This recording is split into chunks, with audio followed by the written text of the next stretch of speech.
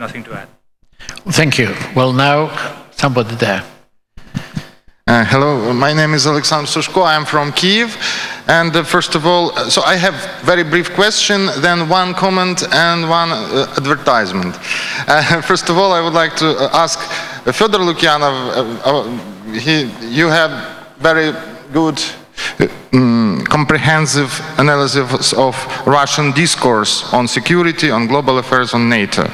But the question is the following: if there is a so predominant vision in Russia that NATO is declining, but at the same time the opposition to enlargement is stronger, maybe it would be better if it is declining, maybe it would be better just to forget about it, let it decline. So it's a bit surprised that these two visions are taken together. So that's my question. Maybe my perception is naive, but anyway, you can elaborate on this.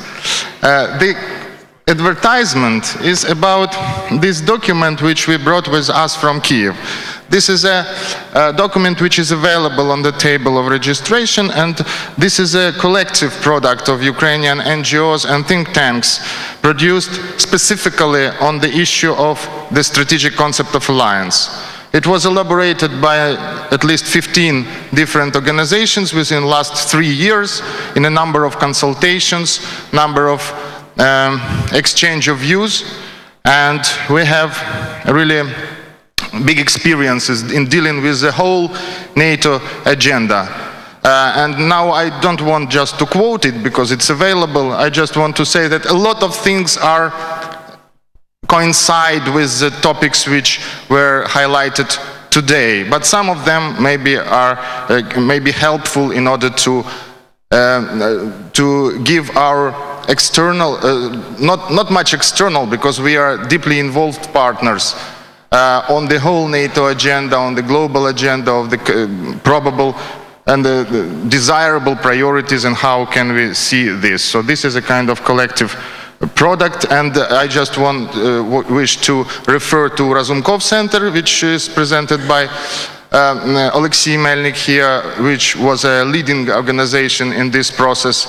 And also we appreciate the assistance of NATO Liaison Office in Ukraine and NATO Center for Information and Documentation. So this is a good, I think this is a good practice, regardless of how much it will be used finally in the official agenda. But for me as an expert, maybe it would be easier to write it by my own.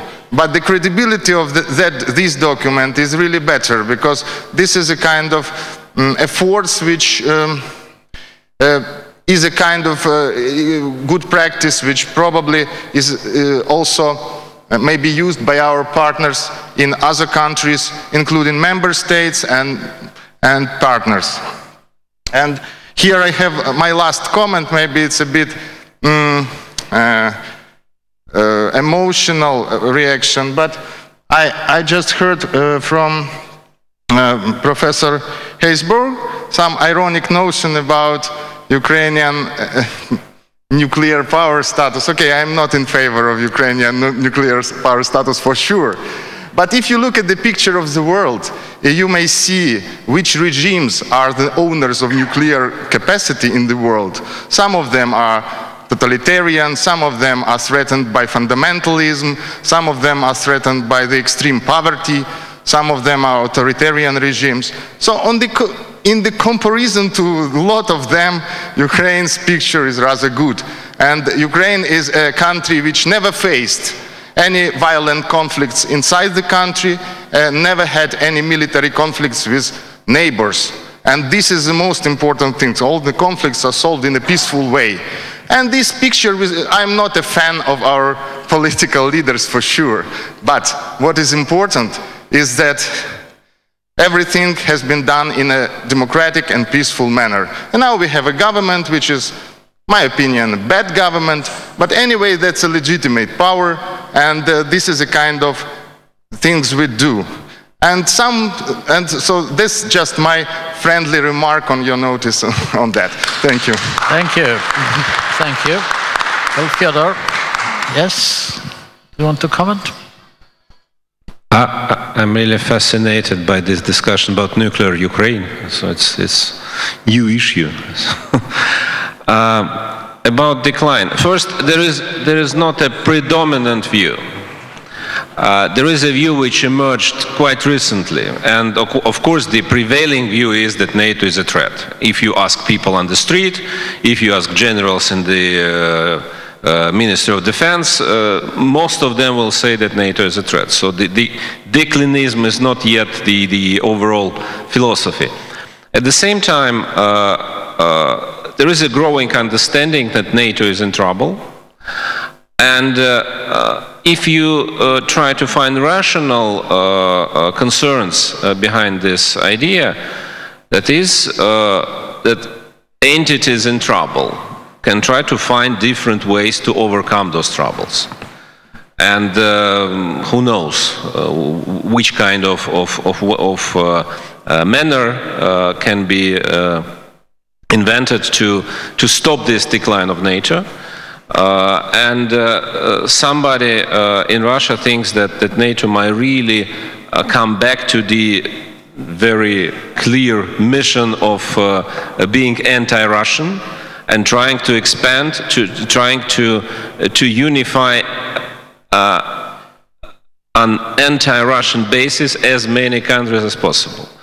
Of course, it's now at least a hypothetical construction, but there is why decline is not necessarily good news for people in Russia. At the same time, I think next 5 years approximately will be crucial, because then we will understand whether NATO really is in decline, and probably then Russia at last cease to pay so much attention to that.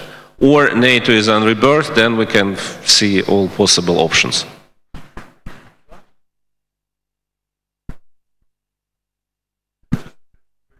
Yeah, this is working. Just a very quick one. I can understand why my remarks may have appeared to be flippant on Ukraine, but there is a serious point behind them, and that is, what would have happened if Ukraine had attempted to keep control over the Soviet nuclear legacy on its territory? Would political evolution in Ukraine have been as peaceful and as democratic as it turned out to be? I have an enormous respect for the manner in which indeed the Ukrainians have managed, with very few exceptions, to keep their political life civilized. Under one of your previous presidents, a journalist got killed, but that was the exception. That was the exception. It's been a very remarkable story. Against the backdrop of nukes retained against the will of the other powers, I suspect there would have been a much higher degree of domestic as well as external insecurity in Ukraine.